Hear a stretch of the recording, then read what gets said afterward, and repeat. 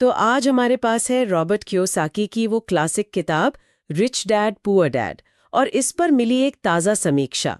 दिलचस्प ये है कि समीक्षा इसे 4 स्टार देती है, अच्छी रेटिंग है, पर कुछ सवाल भी खड़े करती है। हाँ बिल्कुल। तो आज हम इसी समीक्षा के नज़रिए से देखेंगे कि भाई इस किताब में ऐसा क्या है और वो कौन सी बातें हैं जिन पर हमें सोचना चाहिए। कहानी तो वही है, 2 पिता 2 सोच। एक गरीब डैड, पढ़े लिखे सरकारी नौकरी वाले, और दूसरे अमीर डैड जो बिजनेस करते हैं, निवेशक है। हाँ तो चलिए देखते हैं समीक्षा क्या कहती है इनके बारे में। बिल्कुल। और देखिए, समीक्षा सबसे पहले मानती है कि किताब का सबसे बड़ा प्लस पॉइंट है इसका आर्थिक साक्षरता पर जोर देना।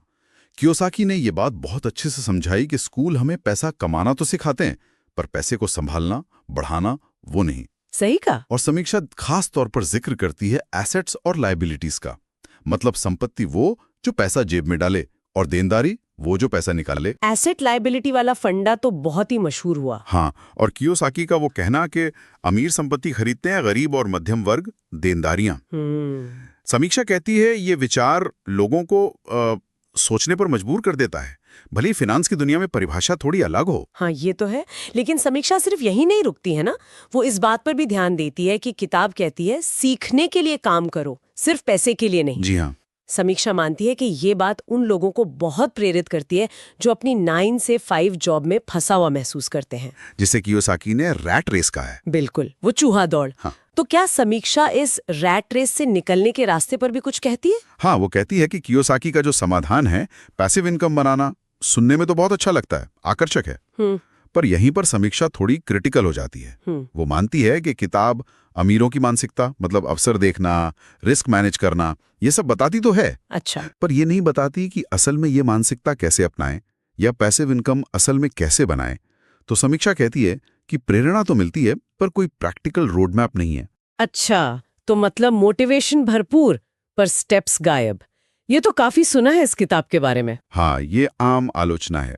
क्या समीक्षा किताब की ताकतों पर कुछ और कहती है, जैसे उसका कहानी कहने का तरीका? हाँ बिल्कुल। समीक्षा इस बात की तारीफ करती है कि कियोसाकी ने मुश्किल फाइनेंशियल कॉन्सेप्ट्स को बड़े सरल कहानी में पिरो दिया है। हाँ वो तो है। इसीलिए ये किताब उन लोगों को भी पसंद आती है जिन्हें फाइनेंस वगैरह उबाऊ लगता है। समीक्षा के हिसाब से इसका सबसे बड़ा योगदान है पारंपरिक सोच को चुनौती देना। मतलब पढ़ो लिखो, अच्छी नौकरी पाओ, इस सोच पर सवाल उठाना और लोगों को बिजनेस या इन्वेस्टमेंट के बारे में सोचने पर मजबूर करना। एक तरह से माइंडसेट शिफ्ट। एकदम सही, माइंडसेट बदलने वाली किताब है ये। क्या आलोचनाएं हैं। मुझे याद है अमीर डैड असल में थे भी या नहीं, इस पर भी सवाल उठते हैं। सही पकड़ा। समीक्षा उन बातों का भी जिक्र करती हैं। पहला तो जैसे हमने कहा, ठोस सलाह की कमी। दूसरा, एसेट्स बनाम लायबिलिटीज का जरूरत से ज्यादा सरलीकरण। असल दुनिया में जैसे घर है, वो एक ही टाइम पर एसेट भी हो सकता है, लायबिलिटी भी। किताब इसे थोड़ा नजरअंदाज कर देती है। अच्छा। तीसरा, वो अमीर डैड की पहचान का न खुलना। समीक्षा कहती है इससे कहानी की विश्वसनीयता पर सवाल उठता है। क्या ये सब सच है या बढ़ा चढ़ाकर बताया गया है? ये भी एक पॉइंट है। और आखिर में समीक्षा ये भी साफ करती है कि पारंपरिक शिक्षा या सुरक्षित करियर को एकदम खारिज कर देना, ये शायद सबके लिए सही या सुरक्षित रास्ता ना हो। तो मतलब समीक्षा मानती है कि किताब मोटिवेट करती है, पर तस्वीर थोड़ी ज्यादा ही गुलाबी दिखाती है और प्रैक्टिकल गाइडेंस कम है। हाँ, कुछ ऐसा ही। तो फिर समीक्षा के हिसाब से ये किताब असल में किन लोगों के लिए सबसे सही है? समीक्षा का निष्कर्ष ये है कि ये किताब उन लोगों के लिए एक बेहतरीन स्टार्ट पॉइंट है जो पर्सनल फाइनेंस में बिल्कुल नए हैं, या फिर जो अपनी मौजूदा आर्थिक हालत से ऊब चुके हैं, वो रैट रेस से निकलना चाहते हैं, एक नई सोच चाहते हैं। अच्छा। ये उद्यमी या निवेशक बनने की इच्छा जगाने के लिए अच्छी है, पर यह सिखाने के लिए नहीं कि वो कैसे बने।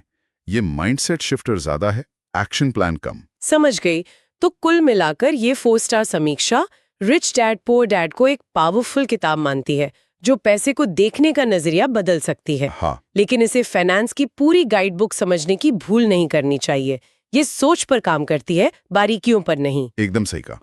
और समीक्षा में एक दिलचस्प सवाल के साथ छोड़ जाती है। क्या? कि अगर कियोसाकी की सलाह प्रेरणा देती है, पर शायद अधूरी या थोड़ी रिस्की भी हो सकती है, तो एक आम इंसान उनकी बातों और जो पारंपरिक सेफ फाइनेंशियल सलाह होती है उसके बीच का संतुलन कैसे ढूंढे? ये सोचने वाली बात है। शायद इसी संतुलन को खोजना ही असली आर्थिक समझ की तरफ